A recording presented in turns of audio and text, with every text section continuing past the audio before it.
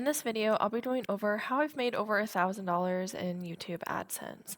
So let's head over to my analytics. I started this YouTube channel in January 2022, and it is currently December 22nd, 2023. However, my analytics go to December 21st, 2023, since YouTube is still collecting data for today, since I'm making the video on the 22nd. So let me change it to lifetime just to prove my AdSense revenue. So I've made a little bit over $1,400 so far. I have 364.9K views, 15.2K watch time hours, 5.1K subscribers, and $1,401.67. Now in this video, I'm going to try to be transparent and give as much information as I can. I don't want this to be a super long video though, but some things I don't have answers for right now. Like, I don't know why my RPM and CPM sometimes change drastically and things like that. So let me show my 2022 first. I got monetized on November 7th, 2022. Well, that's the first day that I actually started making money from AdSense.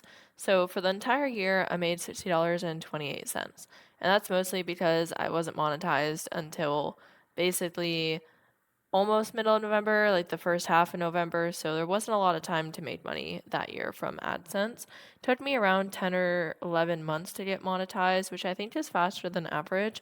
Don't quote me on this, but I think the average is about a year and a half. And when I first started my YouTube channel, I started it because I watched other YouTubers on learning how to start KDP and how to make money online, and I just thought it'd be really cool to document my journey. And I did really want to get monetized, but it was really hard. You definitely have to be consistent, and honestly, what really helped me out is one of my videos took off a little bit, and it was one of my tutorials on how to create coloring books in Canva. And that video got me, I feel like, if I remember correctly, about half of the watch time that I needed, or like 1,000 hours of watch time, so maybe a quarter of it, I'm not sure. I forget all of those details right now, but I know that video is one of the main reasons that I was able to get monetized when I did. So I'm very, very thankful for that. And actually, let me head over to the monetization tab. I'm not sure if it'll actually show me the other things. No, usually there is a chart here, like when you're first getting monetized, and it goes over how close you are and your subscribers and everything like that. So let me go back to analytics. So for 2022, or I'm back to here, let's go back to 2022. I had 110.7K views and then 5,000 watch time hours and then about 2.2K subscribers and $60.28.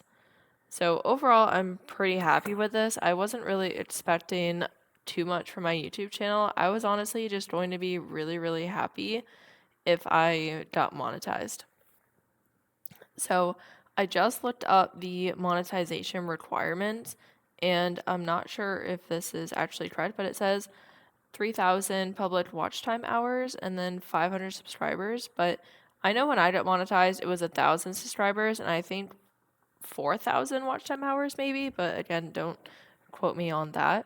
So let me show you my 2023, which has more than double views, more than double watch time, about 700 more subscribers, and then more than 10 times the revenue.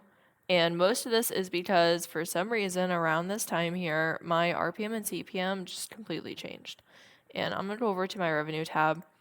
So this is a huge reason why I've been able to make that much money, because my RPM and CPM, if I actually change this to lifetime, let me see if it will show. Data is available from before. Okay, so that's not showing. Go to 2023. Right now it says $7.28, but I'm pretty sure that that's normally at, if I just go to watch page ads, it's $18.42 for my CPM. If I go to shorts, let's see, it's not going to show anything different. Normally my RPM is around $14. So if I go to the previous 28 days, it's at $13.78. So that's pretty much the whole difference there. Is earlier in the year, my RPM and CPM was much lower. And although it's not showing me that for 2022, if I do for all 2023, you can see the difference here, how much lower it is, around $1, less than $1, $2, and then it spikes up $5. My highest day is $18.49 so far on September 19th, 2023. This day here, I got a super, I believe that's called, so very thankful for that. And then I also got one membership or one person to join the membership that I offer, and that's also super helpful. Right now, there aren't a lot of perks. You do get priority replies and a badge, I think, but I do plan to add more perks eventually once I have some more time and am able to do that. Right now, I just have a lot on my plate, but I'm just very thankful because every little bit helps. Like every penny helps support one of my goals of making a full-time income being a content creator. So let me go over to content to show how many videos I've created in order to do this. So let's scroll down here. I actually think if I go to all, there we go. So 228 videos total, 193 shorts, and one live stream. And if I go to 2022, I have 116 videos, 47 shorts, and a live stream. In 2023, 112 videos, so a little bit less so far, and 146 shorts, so a lot more shorts, more than double, about a little over 3 times. 2.5 million impressions. Most people find my channel from YouTube search and then browse features. So how was I actually able to make this much money on YouTube? And this amount of money might not be a lot to some people, but to me, this really, really helps. If I go to my revenue tab, I started making over $100 a month in August. And then since then, thankfully, I have been over $100 so far, and I've been making over $200 in September, October, November. And for December, I'm currently at 116.46, which is just unbelievable. So a big reason why I was able to make that much is because my CPM and RPM just decided to go up. I don't exactly know why. If I go to one of the months here, looking at my views, they haven't changed drastically. And actually, March has one of the highest views for the year right now. December is still being calculated, but right now, March 2023 is the highest for 2023. If I go over to revenue, that's at $54.55. And these months with less views actually have a lot more money. So RPM and CPM definitely have played a huge, huge role in that. Also, just being consistent. There was a few times where I haven't been as consistent as I wanted to be. And in 2022, I think I didn't really post much for a month or two, and it definitely really negatively impacted my channel. So I know people hear all the time to be consistent, but it truly, truly does matter. As long as you're posting at least one video a week, but for me personally, I need to be posting 2 or 3 a week to really see a lot of results most of the time. And if I could post every day, that would be really, really good, but that is a lot of work. So sometimes I can post more videos and other times I can't. It just all depends how busy I am, but I really aim to do at least one video a week. And if I can do some shorts, then I definitely try to do those as well.